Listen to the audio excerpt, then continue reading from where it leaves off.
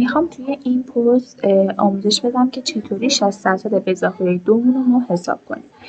من یه زمینی دارم، زمین من حالت قرمز و کج هستش. من این زمین انتخاب کردم که بدونیم که کدوم طول رو باید حساب کنیم.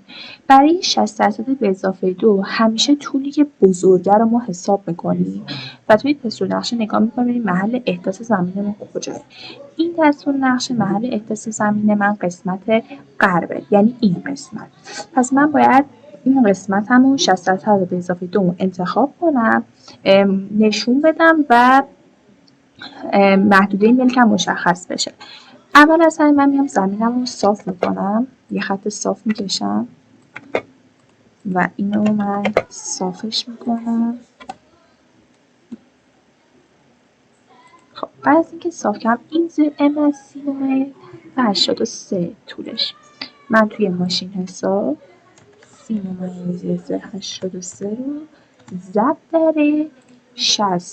در 60% میکنم، میشه 18.49 به اضافه 2 متر میشه 20.49.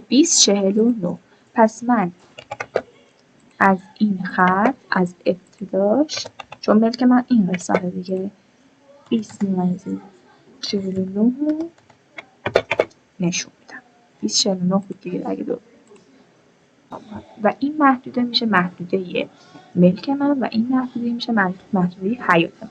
در واقع من چیکار کردم؟ بزرگترین طول ساختمون، یعنی ما اصلا با عرضش کاری نداریم، با طول ساختمون که میشه عدد 83 بزرگترین طول من اینه و من طولم رو ضرب در 60% به اضافه 2 میکنم و محدوده ملک من مشخص شد. الان دقیقا محدوده ملک من این قسمت رنگ شکله. تا آموزش دیگه، خداحافظ.